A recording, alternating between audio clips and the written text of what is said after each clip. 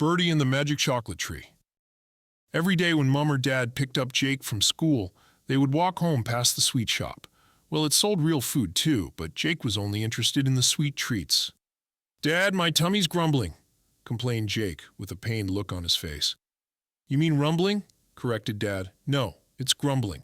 I really need chocolate to make it better. I'm hungry, Dad," he pleaded. "How about a nice stick of celery?" Dad grinned, pointing to the salad department. "Celery, yuck! I'm not eating a plant." Jake would persist and plead until Dad gave in to a Snickers or Mars bar.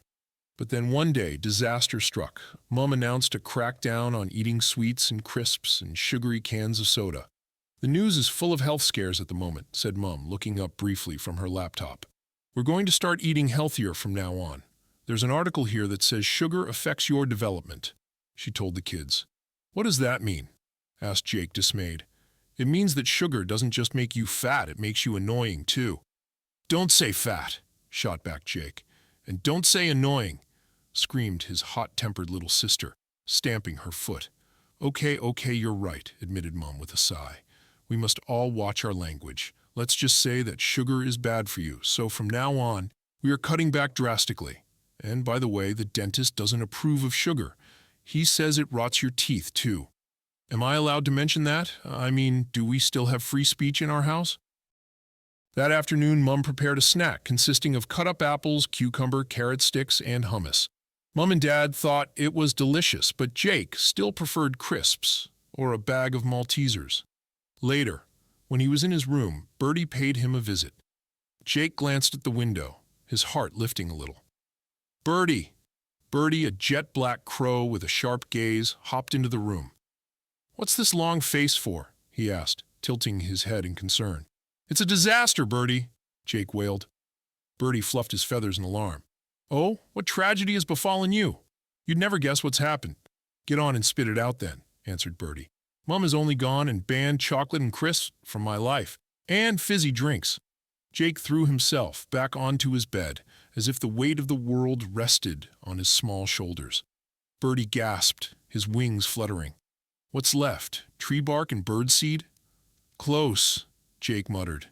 "Carrots, celery, and this weird goo Mom calls hummus.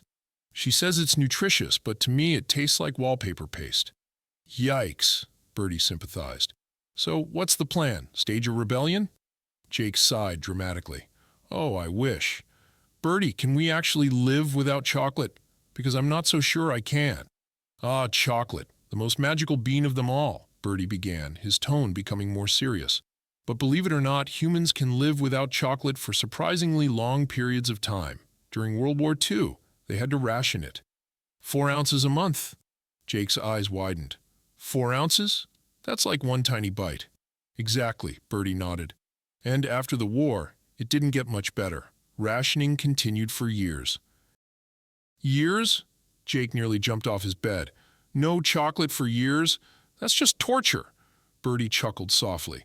"Well, it wasn't easy, because you know, chocolate isn't just any treat. It has a history, a magic that goes back to ancient times. Ever heard of the Mayans?" Jake shook his head, intrigued. Birdy perched himself closer, his voice taking on a storyteller's cadence. "The Mayans were a great civilization in Mexico long before Europeans arrived. They built incredible cities with grand temples and pyramids, but one of their most cherished treasures was a tree, the chocolate tree. It was said that the great god Kukulkan himself brought the tree down from a magical mountain to help the people when they were lost and sad. The chocolate from that tree wasn't just delicious, it was powerful. It made people wise, strong, and happy." Jake listened, his eyes wide with wonder. "So chocolate's like magic?" Birdy nodded sagely. "Indeed. The Mayans believed it was a gift from the gods, and that's why, even today, people love chocolate. It's not just food, it's a little bit of magic in every bite." Jake smiled, his earlier gloom lifting a bit. "That's an awesome story, Birdy, but now I could really do with some chocolate. Do you happen to have some?" Birdy looked under his wing but couldn't find any. It wasn't easy for Jake to fall asleep. But when he finally drifted off, he dreamt of the Mayan magic chocolate tree. In the morning, when Mom woke him up, he said sleepily, Mum Birdy told me about a magic chocolate tree in Mexico. He says it's a gift from the gods, and its chocolate fruit is really good for you. It even makes you clever and helps pass all your tests and exams. Oh, Birdy this, Birdy that, sighed Mum, giving her usual response. Come on, dreamy head, time to get up for school.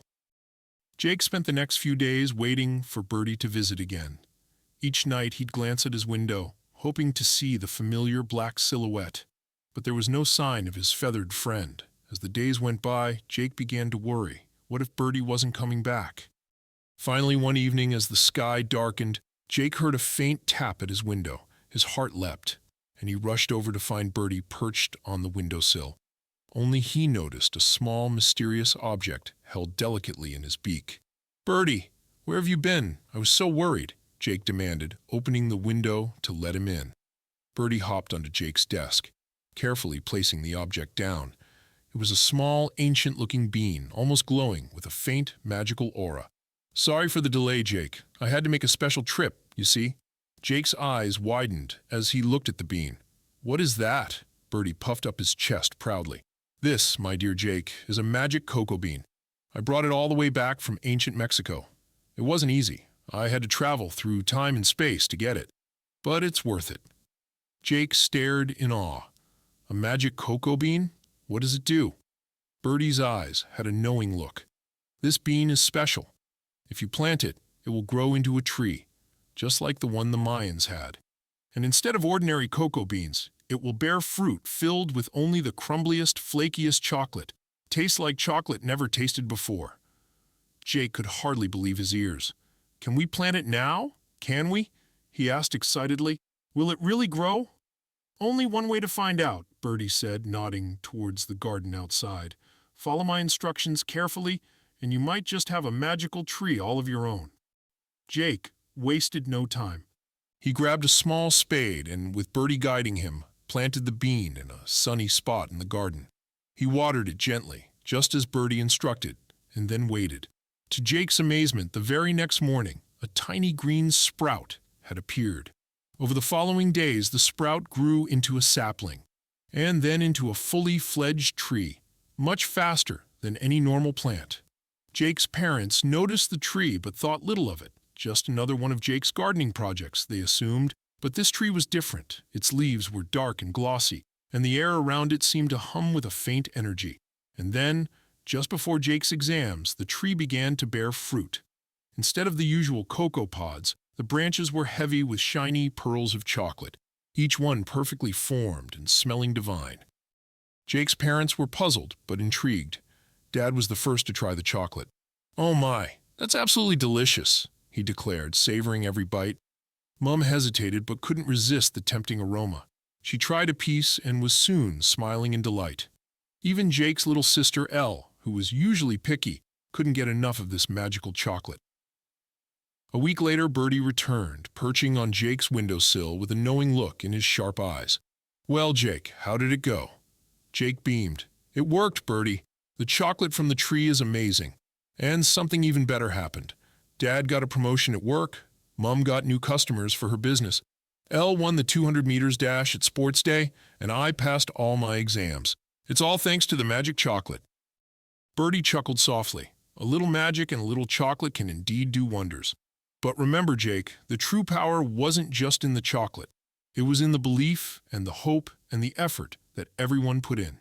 Jake nodded, understanding Birdy's wisdom. "I'll never forget that, Birdy."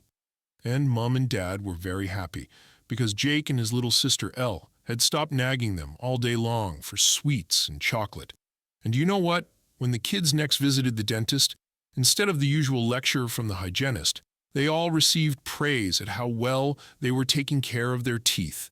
And when Jake declared that it was all down to Birdy, even Mum smiled and said, "One day, I'll have to meet that little bird and thank him."